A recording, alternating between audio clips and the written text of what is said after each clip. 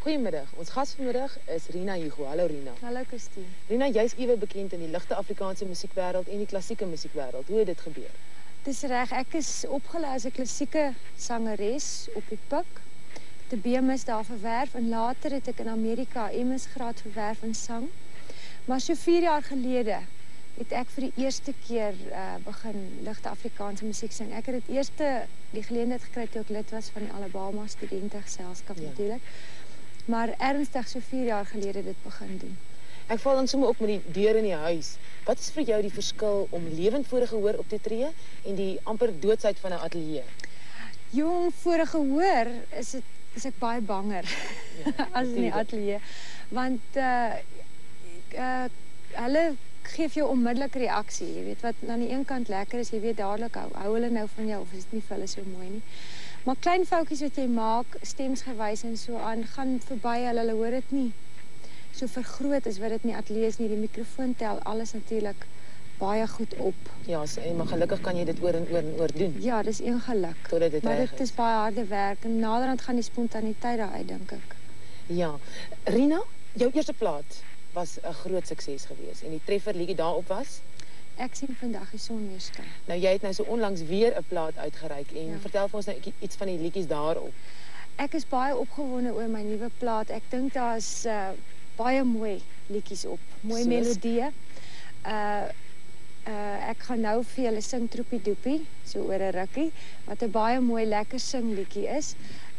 Daar is liedjies wat geskryf is deur Jan Groewe, Lief vir jou en hierdie jaar saam met jou als klomp nuwe liedjies. Baie mense het geskryf. Die Troepie Doepie, vir wie sing jy hom presies?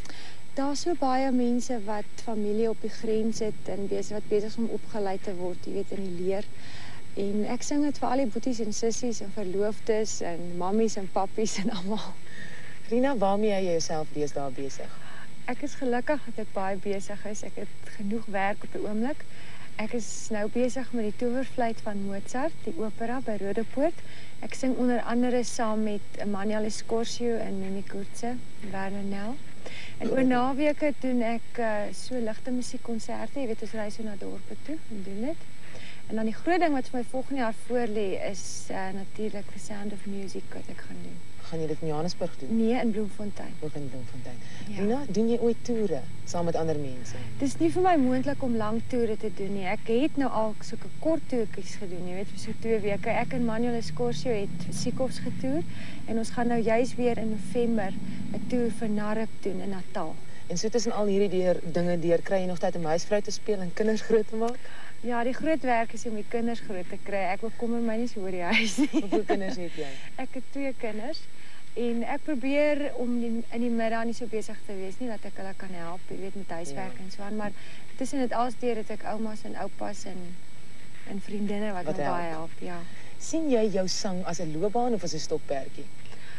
Sang is my loopbaan, want dit is al wat ek kan doen. Maar gelukkig voel dit vir my soos 'n stokperdjie. Ek geniet dit verskriklik baie.